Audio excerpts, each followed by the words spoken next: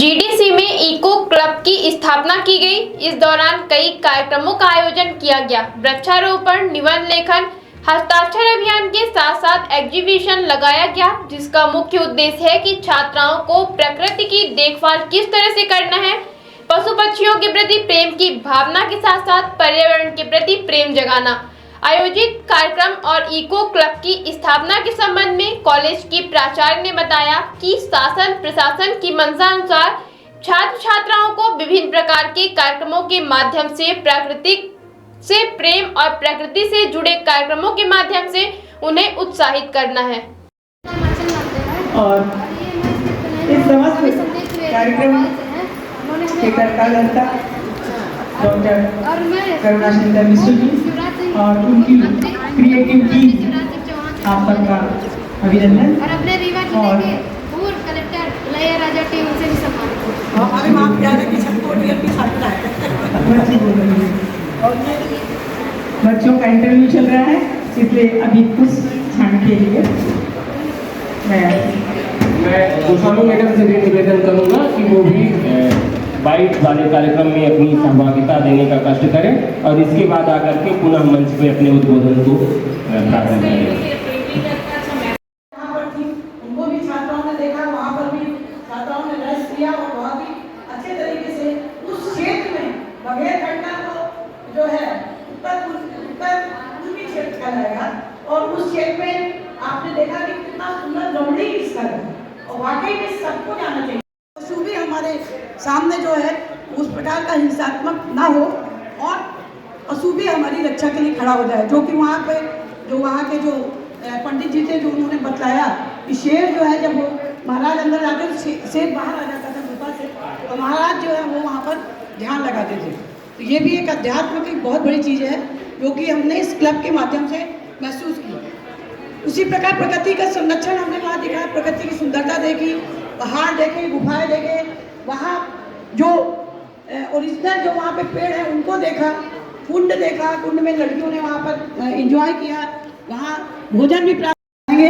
बसामन मामा गए, बसामन मामा में भी नदी थी, नदी पे हम लोग ने वहाँ पे भी विश्व मौसम दिवस के बारे में सब ने, द्विवेदी जी ने भी लेक्चर दिया, करुणा शंकर जी ने भी बतलाया, हीला मैडम ने भी वहाँ पर छात्राओं को उसके बारे में बतलाया, छात्राएं स्वयं बतलाई और वहाँ पे भी हमने देखा कि किस प्रकार से कितना सुंदर वहाँ पर प्रकृति का वातावरण था, नदी भरी हुई और बड़े सुंदर तरीके से वहाँ भी हम लोग ने प्रदूषण नहीं पी रहे। सब छात्राओं ने वहाँ पानी भी पिया, तो उससे क्या सिद्ध हुआ कि अगर वहाँ प्रदूषण नहीं है तो वातावरण कितना सही है, माने मौसम भी बिल्कुल ठंडा, बिना कूलर बिना पंखे के, साथ ही वहाँ का पानी भी इतना मीठा, प्रदूषण रहित, इतना सुंदर पानी वहाँ का कोई भी वहाँ पे। कई दिनों से इस कार्यक्रम की रूपरेखा तैयार करके और विविध कार्यक्रमों के माध्यम से आज इस संगोष्ठी का समापन है, जिसके माध्यम से बच्चों को आज सर्टिफिकेट दिया गया है और बच्चों ने इको फ्रेंडली होने के नाते जो घर का वेस्टेज निकलता है और जो घर के उपयोग की चीज़ें नहीं हैं उनसे बहुत अच्छे डेकोरेटिव चीज़ें बनाई हैं। तो कहीं ना कहीं लड़कियों के अंदर का टैलेंट बाहर आया है और वो इन चीज़ों के इतने अच्छे पोर्ट्रेट बनाए हैं। जीन्स के कपड़े से उन्होंने थैले बनाए हैं, वेस्ट कपड़ों से उन्होंने रबर बैंड और थैले बनाए हैं, जो हमारे कार्ड होते हैं शादी के उनको जिनको हम बाहर फेंक देते हैं उनसे उन्होंने बहुत अच्छी चीज़ें बनाई हैं। तो इस प्रकार से एक रोजगार उन्मुखी लड़कियां अपने आप को तैयार कर रही हैं, साथ ही साथ शिक्षा के साथ उनके अंदर व्यवहारिकता, समाज और पर्यावरण को जोड़ते हुए अपने आप को समाज में प्रतिष्ठित करने का वो काम कर रही हैं। क्या जी जी हाँ, क्या है कि छात्राओं के संपूर्ण व्यक्तित्व विकास को ध्यान में रखते हुए शासन की ओर से जैसे भारतीय ज्ञान परंपरा है, उसके साथ साथ इको क्लब की भी स्थापना की गई है।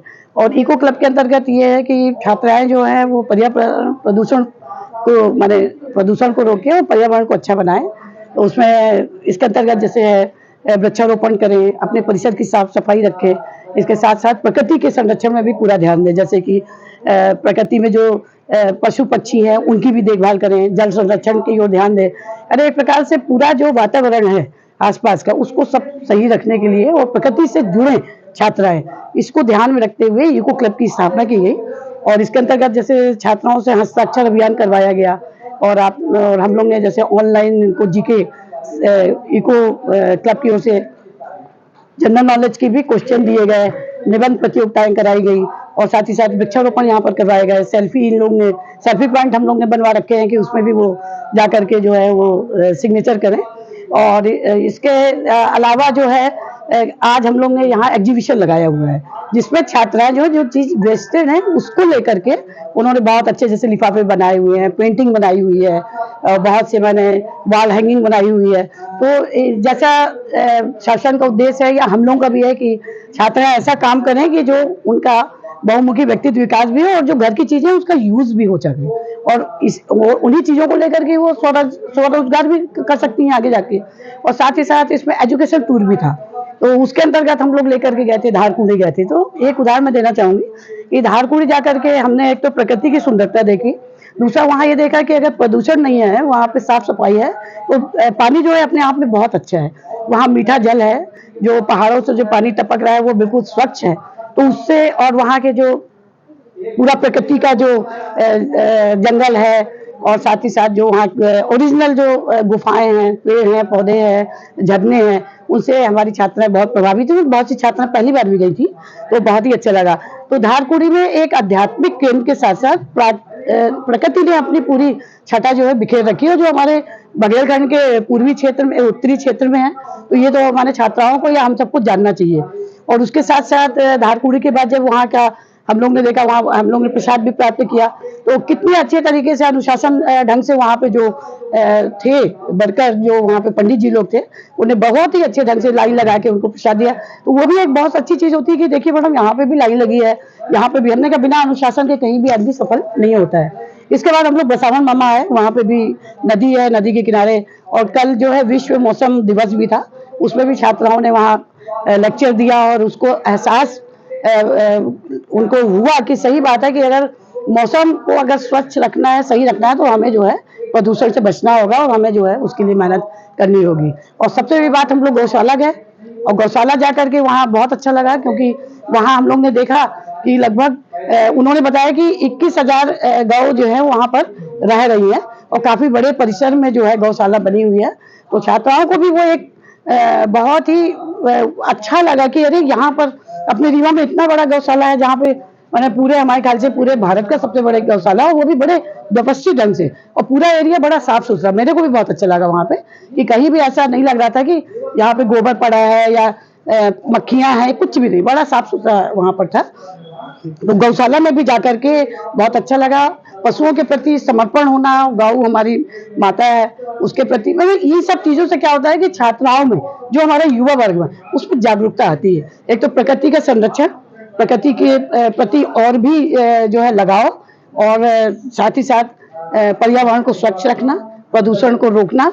और इसके साथ साथ अब जो घर की जो चीजें हैं उनसे जो एग्जीबिशन लगाया हुआ है, अच्छी चीजें कला के क्षेत्र में जो छात्रा है वो आगे आती हैं। तो हमारे महाविद्यालय का, प्रशासन का यही उद्देश्य है कि छात्राओं का शैक्षणिक स्थिति के साथ साथ अन्य क्षेत्र में भी उनका बहुमुखी व्यक्तित्व विकास हो, तभी हमारी जो है शैक्षणिक संस्थाएं उनका कार्य सफल होगा। मैम क्या नाम है और किस पद पर है? मैं डॉक्टर मेजर विभाष श्रीवास्तव और मैं इस समय प्रिंसिपल के पद पर हूँ।